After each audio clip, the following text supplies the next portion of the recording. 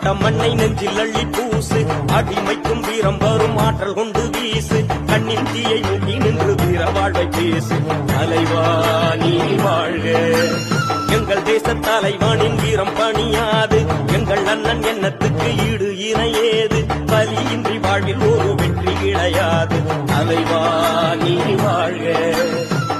உள்ளம் வென்ற தலைவன் நீதான், உரிமை போரின் அழகன் நீதான், எங்கள் வாழ்வின் பலமே நீதான். தலைவா நீ